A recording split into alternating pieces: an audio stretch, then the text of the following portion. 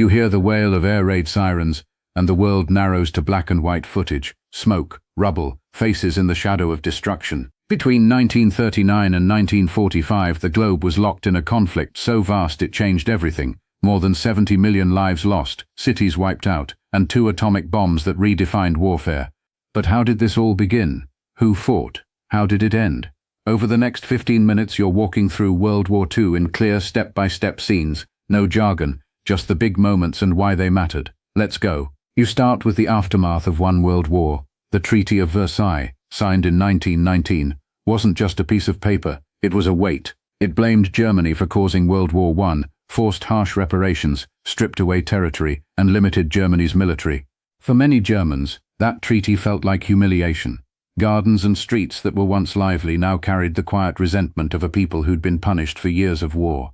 Then comes 1929, the Great Depression. Money markets collapse, factories close, unemployment rises. Imagine entire cities where breadlines, not prosperity, are the norm. Democracy, for a lot of people, began to look weak and ineffectual. Into that vacuum stepped extremist movements promising simple answers to complicated problems. The most potent of these movements was the Nazi Party, led by Adolf Hitler. He didn't just offer economic fixes, he offered identity and pride, a return to national greatness, and a clear target for blame. Hitler promised to rebuild Germany's military power, overturn the Treaty of Versailles, and expand territory to give Germans room to live. By 1933, through elections, intimidation and political maneuvering, Hitler had consolidated power and became dictator. So the stage was set, a humiliated nation, economic collapse and leaders who stoked grievance and promised aggressive solutions. Add to that failed diplomacy across Europe, countries unwilling or unable to confront early acts of aggression, and you have the tinder waiting for a spark. Once a leader like Hitler gains control, actions follow rhetoric. He began to expand Germany's influence quietly at first. Anschluss, the annexation of Austria, happened with little real resistance. Next, the Sudetenland in Czechoslovakia was handed over after the Munich Agreement, a classic case of appeasement, Britain and France hoping that conceding small pieces would prevent a larger war. Appeasement didn't work. On September 1, 1939, German forces invaded Poland. They used a new method of war called blitzkrieg, or lightning war, fast-moving tanks, close air support, and coordinated infantry attacks designed to overwhelm defenses before they could respond. 2 days later, Britain and France declared war on Germany. The formal start of World War II was not a single bomb but a chain of decisions and strategies colliding. Germany's early success was staggering. Using blitzkrieg tactics, they rolled through Poland, then swept into Western Europe. France, Belgium, and the Netherlands fell in 1940. The British stood alone in the West, their island holding fast through the Battle of Britain, a defensive air campaign where RAF pilots fought to keep the skies and the country from invasion. Western Europe looked conquered, yet Britain's resilience, and an ocean separating it from continental forces, kept the conflict from being a simple German victory. The war broadened, and with that expansion came new alliances and new theaters of combat. In 1941, Hitler made a strategic gamble that would change the war's course. He launched Operation Barbarossa, the invasion of the Soviet Union. Up to then, Germany and the USSR had a non-aggression pact, a cold peace between two ambitious powers. Breaking that pact opened a brutal Eastern Front where millions of soldiers and civilians would fight and die. The vastness of the Soviet Union, the cruelty of winter, and the stubborn resistance of Soviet troops turned Barbarossa into a grinding, catastrophic campaign for both sides. Meanwhile, in Asia, another axis of power was growing. Japan, pursuing its own empire building in East Asia and the Pacific, was already in conflict with China. Tensions with the United States over trade embargoes and territorial expansion escalated. On December 7, 1941, Japan launched a surprise attack on the U.S. Pacific Fleet at Pearl Harbor. Battleships burned, airfields were wrecked, and thousands of servicemen were killed. The following day, the United States declared war on Japan and, shortly after, on Germany and Italy. With the United States' industrial might now in play, two big coalitions emerged. The Axis powers, Germany, Italy and Japan, and the Allies led by Britain, the Soviet Union, the United States, China, and numerous other nations. The war would be fought across continents, oceans and climates, from the deserts of North Africa to the frozen streets of Stalingrad, from Pacific atolls to the factories of American cities. Starting in 1942 and into 1943, momentum began to shift. In the Pacific, the Battle of Midway in June 1942 marked a dramatic turning point. The US Navy, using breaking intelligence and bold tactics, ambushed a Japanese fleet, sinking 4 aircraft carriers.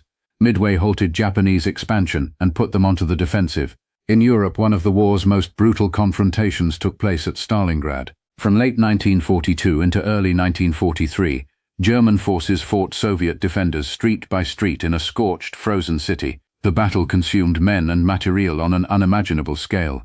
Soviet resilience and the harsh winter turned the tide.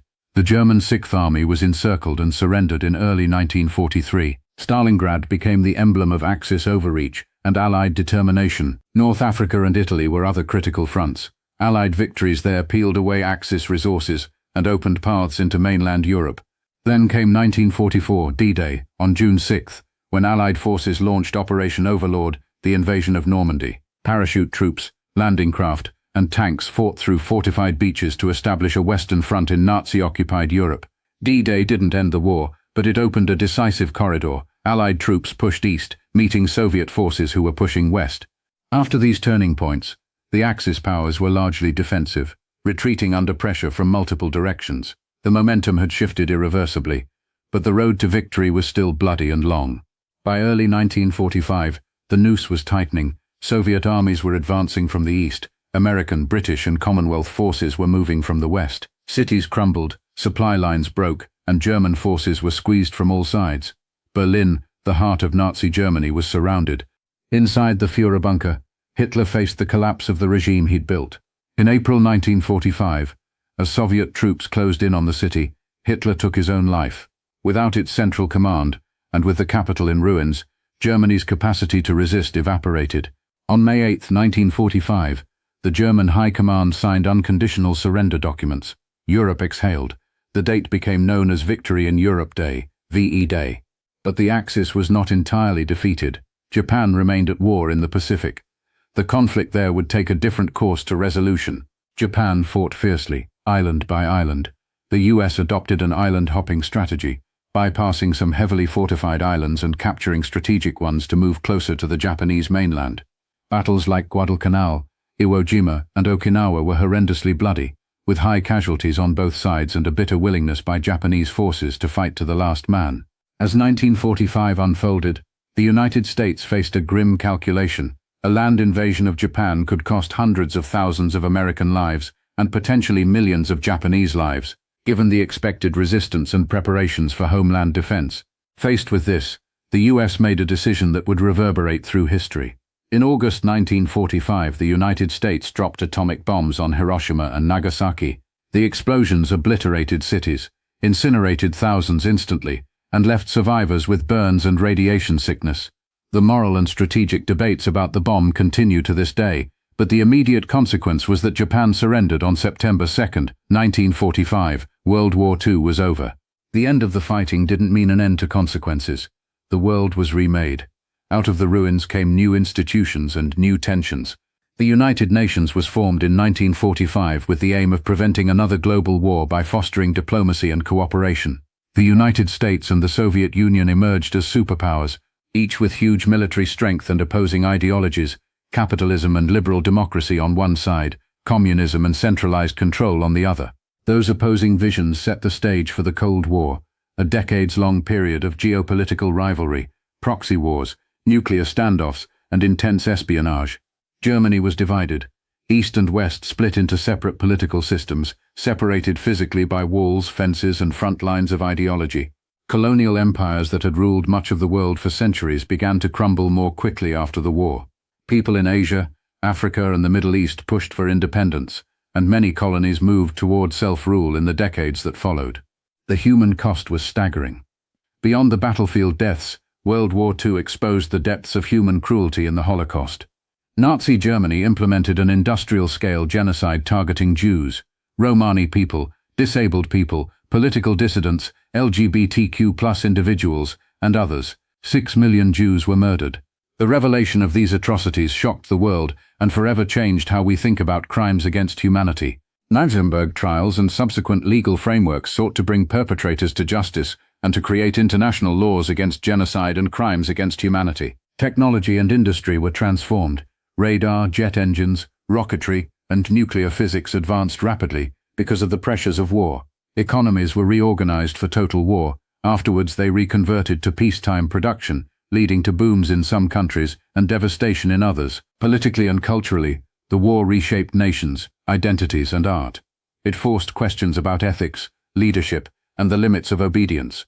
It sparked movements for civil rights and decolonization, changed demographics through population displacements, and cemented a worldview where global institutions and alliances like NATO and the UN sought to manage international tensions. Closing thoughts. History is not just a list of events, it's a chain of causes and consequences, each action pressing against others. World War II was driven by unresolved tensions from the First World War, economic collapse, rising dictatorships, aggressive expansionism, and failed diplomacy. And it left behind more than maps and treaties. It left memories, ruins, survivors, and lessons. You've just traveled through the arc, the slow burn of causes, the shock of invasion, the widening of the war, the turning points that gave the Allies hope, and the final, devastating blows that ended the conflict. There are countless personal stories beneath these broad strokes: parents who sent sons to fight, resistance fighters in occupied towns, scientists racing for breakthroughs, and civilians who endured occupation and liberation. These stories are the texture that makes history human. If you walk away with one clear takeaway, let it be this: World War II changed the rules of the world. It showed how fragile peace can be, how quickly aggression can spread, and how enormous the costs are when diplomacy fails. It also showed the capacity for resilience and cooperation in the face of something horrific. Quick recap: the essential timeline in a sentence. Post-WWII humiliation and the Great Depression set the stage. Hitler rose, promising restoration and expansion. Germany invaded Poland in 1939. Britain and France declared war. Blitzkrieg conquered much of Western Europe. Britain held out. Hitler invaded the Soviet Union in 1941. Japan attacked Pearl Harbor. The US entered the war. Turning points came at Midway and Stalingrad. And D-Day opened Western Europe. Germany surrendered in May 1945. Japan surrendered in September after atomic bombs were dropped. The war's aftermath reshaped geopolitics, led to the UN, started the Cold War, and exposed the horrors of genocide. History matters because it helps you understand the present. The alliances, tensions, and institutions born from that conflict still influence global politics today. The technologies, ethical debates, and shifts in power trace back to decisions made in those years. When you read about international crises now, you're often seeing echoes of choices made during World War II. You've seen the broad strokes. If curiosity pulls you deeper, there are entire libraries of books, documentaries, and first-hand accounts that flesh out the people behind the events: soldiers, medics, civilians, diplomats, and leaders. Their voices turn dates into lived human experience.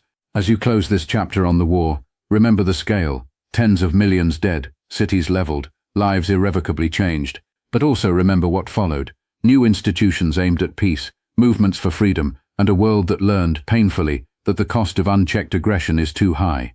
Thanks for sticking through the tour.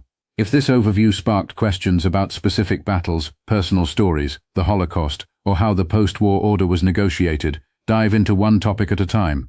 History is complicated, but stepping through it piece by piece makes it manageable and meaningful. End scene. The siren fades. The black and white gives way to color. Rebuilding begins. Voices return. Cities are rebuilt. And the world, forever altered, moves forward.